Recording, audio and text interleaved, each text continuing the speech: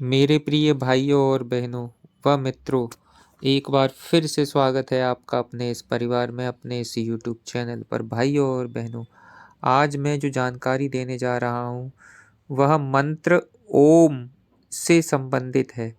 इस जानकारी में ओम को ओम कहा जाता है। इसमें भी बोलते वक्त ओ पर ज़्यादा जोर होता है। इसे प्रणव मंत्र भी कहते हैं। इस मंत्र का प्रारंभ है, अंत नहीं है। यह ब्रह्मांड की अनाहत ध्वनि है। अनाहत अर्थात किसी भी प्रकार की टकराहट या दो चीजों या हाथों के संयोग से उत्पन्न ध्वनि नहीं है। इसे अनहद भी कहते हैं। संपूर्ण ब्रह्मांड में यह अनवरत है। ओम या ओंकार का नामांतर प्रणव है। यह ईश्वर का वाचक है। ईश्वर के साथ ओंकार का वाचक भाव संबंध नित्य है, सांकेतिक नहीं है। संकेत नित्य या स्वाभाविक संबंध को प्रकट करता है। सृष्टि के आदि में सर्वप्रथम ओंकार रूपी प्रणव का ही स्फुरण होता है। तदंतर 7 करोड़ मंत्रों का आविर्भाव होता है। इन मंत्रों के वाच्य आत्मा के देवता रूप में प्रसिद्ध है। यह देवता माया के ऊपर विद्यमान रहकर माइक सृष्टि का नियंत्रण करते हैं। इनमें से आधे शुद्ध माया जगत में कार्य करते हैं और शेष आधे अशुद्ध या मलिन माइक जगत में।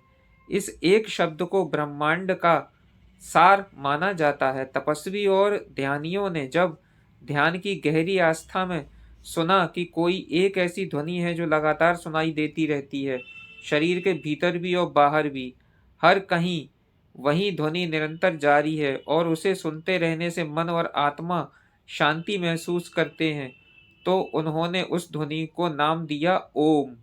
साधारण मनुष्य उस ध्वनि को सुन नहीं सकता, लेकिन जो भी ओम का उच्चारण करता है उसे आसपास सकारात्मक ऊर्जा का विकास उसके आसपास सकारात्मक ऊर्जा का विकास होने लगता है। फिर भी उस व्यक्ति को सुनने के लिए तो पूर्णतः मौन और ध्यान में होना जरूरी है। जो भी उस ध्वनि को सुनने लगता है वह परमात्मा से सीधा जुड़ने लगता है। परमात्मा से जुड़ने का साधारण तरीका है ओम का उच्चारण करते रहना। त्रिदेव और त्रिलोक्य का प्रतीक। अब इसके बारे में बताते हैं। ओम शब्द 3 ध्वनियों से बना हुआ है, आ, उ, मा। इन तीनों ध्वनियों का अर्थ उपनिषद में भी आता है। यह ब्रह्मा, विष्णु और महेश का प्रतीक भी है और यह भूलोक, भुवलोक और स्वर्गलोक का प्रतीक है। इससे बीमारियां भी दूर होती हैं। तंत्र योग में एकाक्षर मंत्रों का भी विशेष महत्व है। देवनागरी लिपि के प्रत्येक शब्द में अनुस्वार लगाकर इन्हें मंत्र का स्वरूप दिया गया है। उदाहरण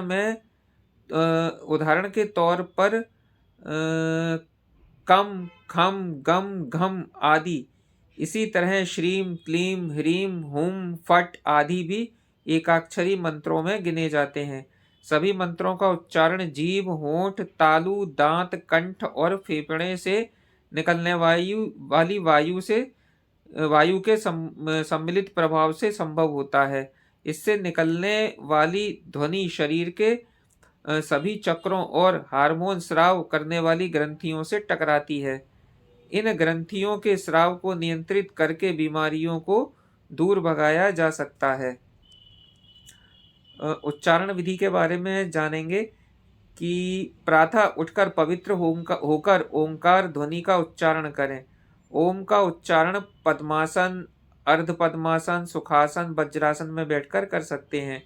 इसका उच्चारण 5, 10 व 21 बार अपने समय अनुसार कर सकते हैं। ओम जोर से बोल सकते हैं, धीरे धीरे बोल सकते हैं। ओम जपमाला से भी कर सकते हैं। अब इससे हमें लाभ क्या क्या होते हैं।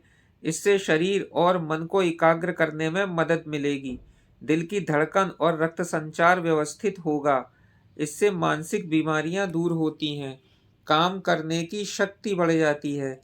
इसका उच्चारण करने वाला और इसे सुनने वाला दोनों ही लाभान्वित होते हैं। इसके उच्चारण में पवित्रता का ध्यान रखा जाता है।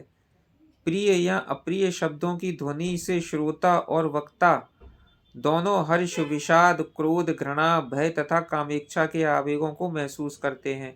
अप्रिय शब्दों से निकलने वाली ध्वनि से मस्तिष्क में उत्पन्न काम, क्रोध, मोह, भय, लोभ आदि की भावना से दिल की धड़कन तेज हो जाती है, जिससे रक्त में टॉक्सिन पदार्थ पैदा होने लगता है, टॉक्सिक पदार्थ। इसी तरह प्रिय और मंगलमय शब्दों की ध्वनि मस्तिष्क, हृदय और रक्त पर अमृत की तरह आह्लादकारी रसायन की वर्षा करती है। तो भाइयों और बहनों, आज मैंने आपको ओम, जो कि पूरे ब्रह्मांड का मूल मंत्र कहा जाता है, उसके बारे में जानकारी दी। तो भाइयों और बहनों, यह ओम शब्द के बारे में, ओम मंत्र के बारे में ये जो मैंने आपको जानकारी दी, ये आपको कैसी लगी कृपया कमेंट करके ज़रूर बताइएगा। और यदि आपको यह मेरी जानकारी अच्छी लगी हो तो इसे शेयर भी करें, और यदि आप मेरे चैनल पर नए हैं तो चैनल को सब्सक्राइब करें। मिलते हैं आपसे ऐसी ही एक और वीडियो के साथ, तब तक के लिए हमें आज्ञा दीजिए मित्रों। ओम नमः शिवाय मित्रों। ओम ओम ओम।